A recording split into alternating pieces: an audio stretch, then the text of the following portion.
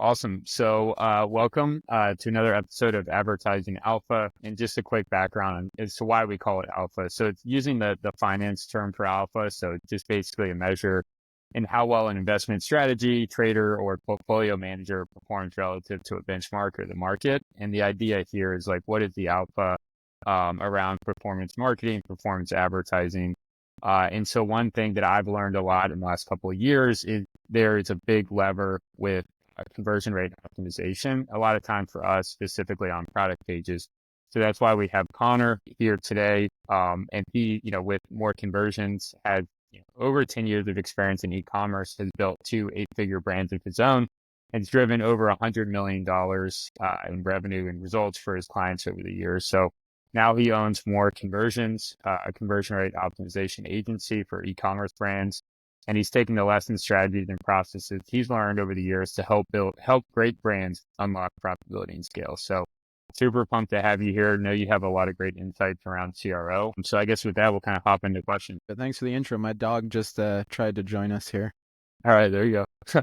My dog's right over here. She's watching, but I don't know if she's going to join. So okay, so first question, what is the biggest misconception around conversion rate optimization that many brands, agencies, and digital marketers have, or, they kind of believe, but it's not true?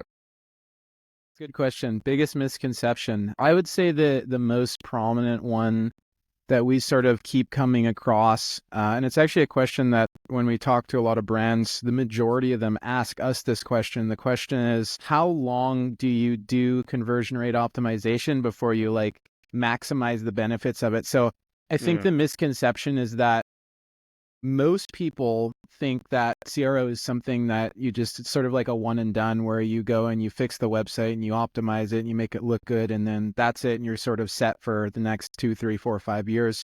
Our reality, or our belief, is that CRO really is a core function of any e-commerce brand out there, and it's not something that you can sort of just turn on and off, just because of the fact that the world is changing, markets are changing, products are changing, offerings are changing, awareness levels of customers are changing. So the world is sort of on the move. So to think that you can just kind of go and, change things and fix things once and then be done with it, I think is a big mistake that the majority of brands out there are making, because they're not sort of prioritizing CRO as a core function. Therefore, as the world changes, they don't change with it. So slowly they fall further and further and further behind. And, that obviously is not something that's conducive to growth.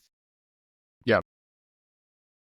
Yeah, it's funny because I understand this deeply from a marketing advertising perspective, right? Like consumer behavior, consumer sentiment around products and services change all the time. And also too, just from an advertising perspective, the formats, concepts change very quickly in terms of what's actually driving interest and drives action from ads. One concept that I say a lot is ads drive the click, but your landing page will sell the product. How does that connect to this as well? And how is it? So I feel like you constantly have to be optimizing and changing the message and the information you're putting on that page as well. Can you kind of walk us through that and explain that in a little bit more detail? Yeah, it's a good question. And that's basically exactly what our belief is. Well, the ad is what drives, or it captures the attention. And then the landing page, or the page that people land on, that's what actually captures the demand that's created by the advertisement. So, even if you just look at, say, a product that's in its very sort of early awareness stages, that solves problems that people aren't necessarily super aware of yet, over a period of a year or 2 or 3, as that awareness level grows in the market and people understand the problem and they understand the solutions, how you market to those people is going to have to change, because you no longer have to educate. You no longer have to sort of teach them what the problem is and what the solution is. And then the same for the pages that you're driving people to, in a very early awareness level market. You might be sending people to like an advertorial or a listicle that's very educational. It's long form. It builds a lot of value perception. It talks about problems and pain points, and it sort of uncovers how the product could be a potential solution for them. And then as that awareness changes, people no longer want to spend 3 minutes reading, because they already know the problem. They already know about all these different solutions out there. So you send them to an advertorial, there's a good chance they're going to click off, because they're like, oh, I don't have to read through all this. I already know all of it. you just have to move into something that's a little quicker and talk about brand value propositions and what makes you different from the 100 other options that are out there. So I guess that's kind of a good example as to how, or hopefully a good example anyway, as to how the market shifts and how you have to advertise and then how you have to display the product when somebody lands on a page changes over time. Yep. I guess a follow-up on that too. So because CRO is in this ongoing process, how do you look at optimization across the website and then also for specific product pages? And do you have kind of like a stack rank like list of priorities in what you're optimizing for first? And are there certain kind of key features you're optimizing for at the very beginning, and then you kind of optimize for other things later on? And like, how long do you think that typically, maybe it's like you do one kind of cycle of things and then you do another cycle of things. How does that work? Can you kind of explain that in more Yeah. detail?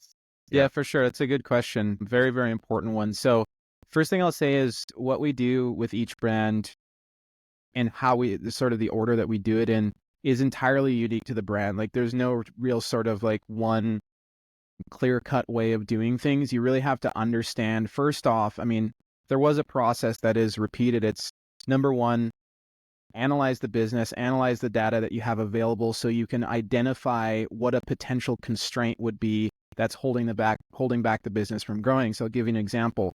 Let's say a brand is struggling with acquisition costs that are too high. The first thing we have to look at is what is potentially causing acquisition costs to be too high. Is it people just aren't converting because the messaging is inaccurate? Is the website broken? Does functionality on the website not work? Is it taking too long for somebody to get from the first page all the way to making the purchase? So step one is really just identifying what the core problem is. And again, because every business is so unique, the core problem is most of the time going to be very different when you look at it on a brand to brand basis. And then from that point in time, once we sort of have an idea around what we think is the constraint and what is holding the business back, then we sort of create a prioritization list as to what we think will have the biggest impact. And then that's what we start to focus on and look at first. So another example is if a brand is sending all of their traffic to a product page, well, all the traffic is going to the product page. So we're probably going to focus on that product page and we're going to look at what could potentially be inhibiting growth on that product page. Does that sort of make sense? Listen, I mean, we actually, our process is pretty similar to that. I mean, from my like understanding is like, after kind of doing this, a ton of reps is there's always a limiting factor to growth. And you kind of want to identify what's the biggest limiting factor in your area of expertise that you can solve for. And then you solve for that first. And then you kind of go back and you figure out the next one. You kind of keep working from there. And we do it from an ads perspective as well. It's like, try to look at all the different, KPIs and metrics. And we're like, well, actually, we think our biggest problem here is historically you've been targeting a really small audience and you just max saturation there. If you only wanted to target for like some type of like very specific, layered audience, it's like, let's go broad, just see what we can do here. I mean, there's lots of different things, but we just figure out like, hey, you're limited by one thing. Let's go solve for that first. And then we'll kind of go into the, we'll prioritize based off of that. So it makes a lot of sense. Yeah, absolutely. And as those things are sort of uncovered and tests are run and improvements are found, that just ends up being the guiding force behind everything that we do next. So it's like the start point. Once you figure that out, that sort of just leads you on into the next thing and the next thing and the next thing. And then you just have this beautiful roadmap basically that's handed to you, because once you understand what makes the audience tick and what makes them purchase and what makes them spend more money, then you can actually start to do great work because you know the audience and what makes them tick. Therefore, the next steps just naturally reveal themselves. Yep. Yep. Awesome. Next question for you. When should an e-commerce brand really start conversion rate optimization? I guess when should they start doing it, and when does it make sense for you to start working with them? Yeah, another good question, and another one we get asked all the time. Our answer to this is very simple. Like CRO, we know that it's a core function of the business. So if we sort of take that, then that to me says it's something that should be done from day one. Now, I'm not necessarily saying you got to start running A/B tests and you have to start doing all these other things from day one, but that doesn't mean you can't go and do audience research. You can't figure out what the biggest pain points are. You can't figure out what objections people might have that you can talk about on the page, or what questions that people need to have answered before they purchase. So there's sort of all these things that you can do early on that gives you a very strong foundation to build from. And then once you get to a point, and typically it's around 20 to 30,000 website visitors per month, once you get to about that point, then you can actually start very efficiently running A/B tests, because you're going to get data quick enough and you're going to get statistical significance quick enough to get very strong answers on a monthly basis. Once you hit that point, then you can actually start running some structured A/B tests and really finding those big improvements that sort of move the needle. As for the second question, I mean, the way I always look at when you should sort of engage like an agency or a team, for me personally, it was always when the ROI of that agency or that team is going to outweigh the cost that goes into it. Because once you're sort of at that point, then it's like, it's making you more than it costs to work with. So you might as well have it, because things are going to improve and slowly snowball over time. Usually, I mean, this depends on the brand, but usually that's right around 80 to 100,000 website visitors per month. That's usually like the brand size range, where basically any CRO team that you either build in-house or agency that you work with will more than cover their own costs, and then sort of snowball things over time, if that makes sense. Yeah, totally makes sense. Yeah, I've heard that 100K is kind of the magic number for a lot of CRO agencies. Okay, website's a ton of real estate. Like, how do you know where you want to start testing too? Like, I mean, you have, depending on the size of the store too, the amount of SKUs, how complex that site is. Like, I, I don't know. Like, where do you really start? Where do you start testing? Like, let's say if it's a smaller brand, maybe they're doing 20 to 30,000 visitors. Like, where are you starting those tests? Is it on specifically just product pages, like landing pages? How does that actually work? Because I feel like, from an ads perspective, there's a pretty limited amount of variables you're testing for. Website, it's just a massive amount. And people love to talk about, like, I think these absurd tests where it's like button color, like red or green, things like that, where it's like you have so many other things that you should be testing for. Like, where do you typically start? Where do you think that the highest impact levers are in terms of CRO? Yeah, for sure. It's a good question. So if we're talking sub 8 figures a year, usually like anything under between like 10 to $20 million a year, the most impactful thing to test at that stage is 99% of the time going to be around the offer itself, either increasing the perception of value of the offer, or tweaking the offer, or writing better copy that better talks to the avatar that they're trying to speak to or they're trying to sell to. Most of the time, it's going to be the offer. Now, physically where we test, or I guess digitally, because it's not really physical, but we're going to be testing where the majority of traffic is, where the majority of traffic is spending their time, just because that's where the highest impact is going to come from, right? Like if you're sending 100,000 visitors a month to the homepage is going to be really high impact, because the most amount of people are going to see it, and then you kind of trickle down from there. So normally we'd start homepage, we'd try and figure out how we can increase the click-through rate from the homepage over to a collections or to a PDP. Then we're going to move on to the next layer, which is going to be collections or the PDP or landing page, depending on how the brand works, how the user journey works. So we just kind of work our way down. Now, caveat to that is if everybody's, people are sending all the traffic to the homepage, but the homepage is awesome and we really don't think that you can do much with it, the click-through rate to the next page is already super high, then we'd go and target the page that we think has the bigger problem. So most of the time, it's going to be the first touch point that the traffic is going to, but some scenarios we will work a little bit further down the funnel if we see that there's sort of like a glaring opportunity there where super high click-through from homepage to the PDP, but the PDP just has like 1% of people adding to cart and moving on from there. Does that make sense? Yeah, totally makes sense. I mean, it's like, wherever there's the most traffic, you're going to have statistical significance the fastest. So it's best to run tests there, because you know for sure you'll make the most impact. Yeah, Very absolutely. good summary. Yeah, that's definitely a good summary. Okay, cool. And then another thing I wanted to ask is, a lot of CRO agencies I see on their websites, it's like, we generated additional like $4 million in revenue. Here's our list. How's that calculated, and how do you kind of talk about that with brands? Yeah, it's a good question. So that's a tricky one. It's a tricky one to calculate, because I mean, brands themselves, the nature of sort of how audiences in the market works, their conversion rate, their average order value, all that stuff is going to sort of fluctuate on a daily, weekly, monthly basis. It's just Monday people might convert more and Friday they might convert worse, right? So you have this sort of dynamic where results are naturally going to go up and down. How we do things is we look at the overall percentage lift that we get from a test based off of the most granular metric, which is revenue per session or revenue per user.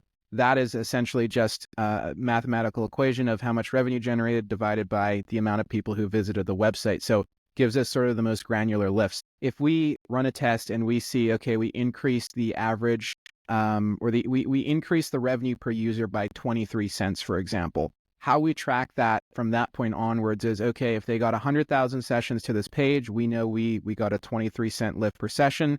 That means that we're roughly going to be generating an additional $23,000 that month in revenue based off of the lift, based off of the amount of sessions that were out there. Now, again, I will say it's not a perfect world just because things fluctuate naturally. AOV fluctuates, conversion rate fluctuates, but we use averages on the most granular level just because that's about as close as you can possibly get to it. Does that make sense? Yep, absolutely. Awesome. And I guess last question, kind of related to this topic, and I'll just kind of set it up a little bit. So we've worked with some smaller level D2C brands who have done a very basic kind of Shopify setup. However, it's really clunky, it's messy, landing page takes forever to load. The checkout is just, pretty crappy. They can't afford full CRO test, right? They can't really afford like legitimate CRO testing. They don't have the traffic volume. They also don't have budget. What can a brand like that, at least at that size, what can they do to improve what's happening on their website? Because I see it and I look and I'm like, you just have to have some standard best practices in terms of what the product page should look like and what your checkout flow should be. What's your kind of thought or input on that for brands that kind of are, too early for you or really too early to do too much like intensive, like statistically significant testing? Mm-hmm. Yeah, it's a good question because I think there's a lot of brands that are sort of in that scenario. We talk to them all the time. I typically recommend at that point to go back to the basics where, again, you're really going to be digging into just the fundamentals behind like actually marketing and presenting and selling to people in general. So know your avatar, know who you're talking to, know what pain points they have, know how your solves the problems and the pain points that they have, learn what objections they have. Like physically, one of the things that I did when I was building my brand and for the first time, and we were super small, sort of in a stage where we couldn't run any large tests or anything like that either, is every single customer that bought, I would pick up my phone, I'd call them, and first off, I'd tell them, hey, this is so-and-so from company, just wanted to check in, make sure that you got everything okay, make sure you're happy with everything, and then really quickly, hey, do you got 2 minutes to answer a couple questions? And then I'd ask them, what problem does our product solve for you? I'd ask them what pain points they had that caused them to make the purchase, right? So collect like as much real user feedback as you can, and then use that to guide how you build your pages, because the odds are is when you get that information from real customers, they're going to tell you what the average person is thinking when they land on your website. They're going to tell you what pain points you want to talk about. They're going to tell you, you can ask the question, what almost stopped you from buying? Or you can send out an abandoned cart sequence with a survey that says, why didn't you purchase? Right? And just give them the ability to give you those answers. I'd say actually the most important thing to focus on is just data at that point in time. Like collect it, gather it, analyze it, use it to understand how to build a better foundation for your brand. Because most of the time when we look at these brands that are sort of too small to test, the reason why they're too small is because they're simply not displaying their product in a way that people are actually interested in purchasing it. And that just comes down to the fact that they either don't have the data or they haven't acquired it yet, or they have it and they haven't looked at it yet to make decisions based off of. Does that make sense? No, absolutely. Yeah, I think it's funny. For some of these smaller brands I've talked to, and I mean, we worked with a decent amount when I first started out with H Street, but I would just ask them, like, can you just call up these customers or send them an email or a survey? And they were like, oh no, it's gonna take too much time. And I'm like, Yeah. Well, it's just like so valuable for you and for your brand. Like the return on that is going to be massive. Yeah, it's tough. Okay, last question for you. I love this one because we deal with this all the time with ad creative. But how do you manage the dichotomy between what a client believes looks really good and what they like versus what actually drives website performance? I love that question as well. Fortunately, it's not something we've had to deal with over the past couple of years now, just because we kind of set expectations from day one. We're always like, do you want to make more money or do you want the website to look really pretty? You have sort of two options. 99% of people, they usually go with, well, we want to make more money. So it kind of sets the expectation immediately. But that is something that I've had to deal with a lot before. I have a very just sort of flat rule for everything we do, and that is data doesn't lie, and we go the direction the data tells us. So the sort of beauty of what we're doing is we A/B test everything. So we validate what is performing better and what isn't. So when something looks really good and then we create something that may not necessarily look as nice, as pretty, but it communicates the point across better, and it displays the product better, and it displays the value propositions better, and then we test the two of them side by side, we have a very clear answer as to which one performs better. And then usually at that point, it's just a matter of, again, you want to run the one that makes you more money and helps you grow, or do you want to run the one that looks better and is going to stop you from growing? And 99.99% of the time, people want to go with the one that makes them grow faster and make more money. Yeah, it makes sense. Yeah. Most of us are in the business of making money. What about, I see on Twitter a lot of times people who are CRO folks in the D2C e-com space posting like pictures of recommended like product pages. And they're like, hey, this is like what it should look like. And they sometimes do like, they'll take like a big well-known brand, let's say Athletic Greens, for example, and they'll Yeah. do like what they mock up of what they think the product page should be. Okay. And I think this is more common, especially with people who are like, maybe they haven't actually done too much in terms of CRO, but they're designers and they're like, hey, this is what this page should be like. And I feel like what I'm kind of seeing in this space is there's a lot of people who believe like kind of arbitrary best practices for what product pages should look like and also what designs they think look really good, but it's not backed in data whatsoever. And then a lot of brands, I think, kind of fall into that as well. What have you seen in this? And then, like, do you think that's actually an accurate description of this CRO space? Because I feel like a lot of people in D2C CRO is just like random best practices, what they think looks good. Yeah. Yeah, I definitely think that's sort of at least the theme of the CRO space for probably the last few years, and it's still pretty prevalent right now. And we hear all the time, I'll get on a call with somebody and I'll ask them, how we can sort of help them. And one of the first things they'll say is, well, we want to implement quote unquote best practices and find the low hanging fruit and the quick wins and all that sort of stuff. And I'm like, okay, here we go again. I have to have a conversation. I have to go through this conversation again because it happens so often.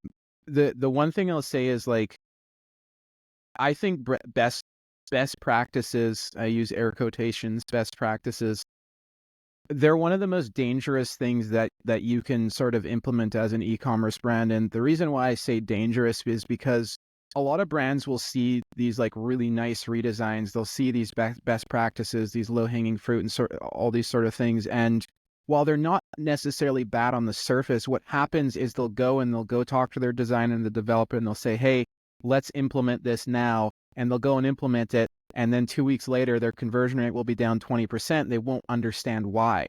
And it's not because, those best practices couldn't have been beneficial and that design couldn't have worked better, but they just take it for face value and they don't actually go and run those as A/B tests and actually validate that they were in fact improvements. That's the dangerous part because they see it and it looks great, so they implement it, but they don't actually understand how it impacts their business. And that cost me an astronomical amount of money many years ago because I did the exact same thing. I was like, hey, I don't want to test it because it's going to be expensive and it's going to take too long. So let's just implement it. It looks way better. Surely it can't perform worse, right? And then next thing you know, my margin's down and I don't know why. And then I track it back to, oh, hey, we made this change. And then I revert it and our performance goes back to how it was before, right? So Yeah.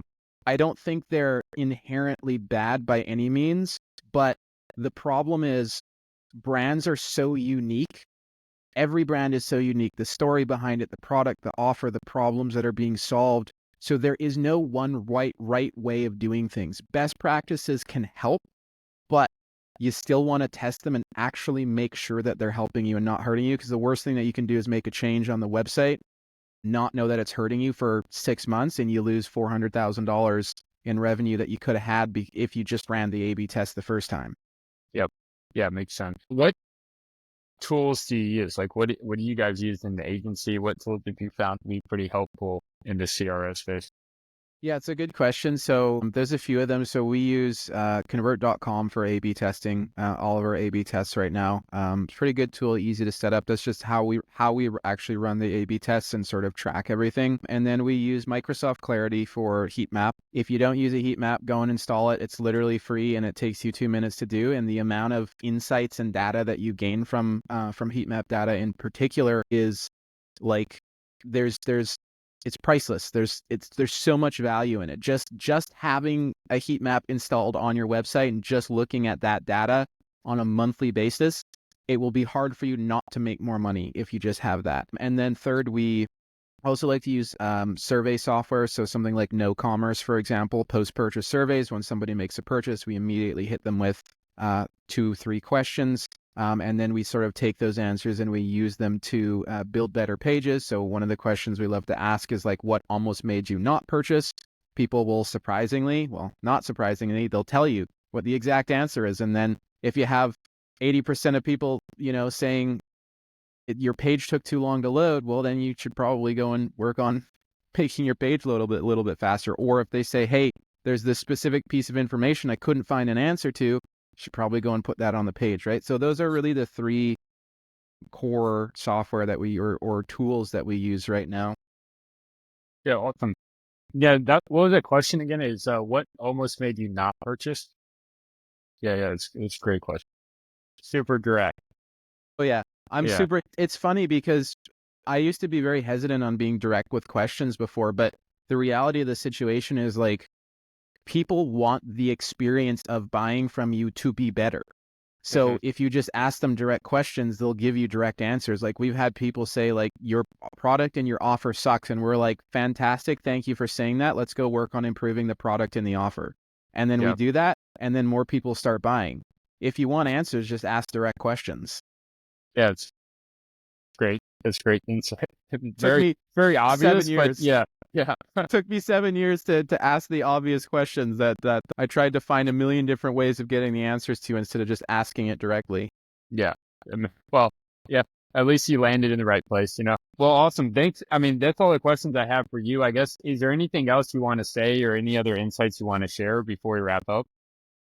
I mean, nothing really off the top of my head. The biggest point I guess I'd love to get across is like CRO is really the most ROI positive function in an e-commerce brand. The reason for that is because it impacts every single channel that you have as a business. So when you find a performance increase of 20% on a product page, that means your acquisition costs are going to go down by 20%. Your organic's going to perform better. Your email is going to perform better. Your SMS is going to perform better. Your influencer campaigns are going to perform better.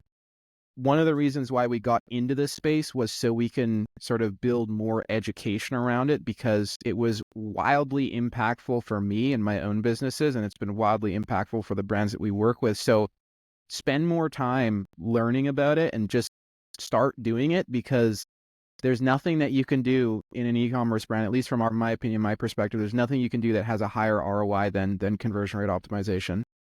Yeah, no, I totally agree. It's huge.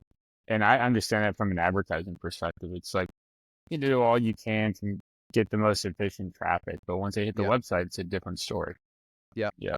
Yeah, and a single test can cut your CAC by 50%. Yeah. Awesome. Well, thanks for joining. I really appreciate these insights, and I thought this was an awesome conversation. So thank you. Absolutely. Pleasure to be here. Thanks for having me. Awesome.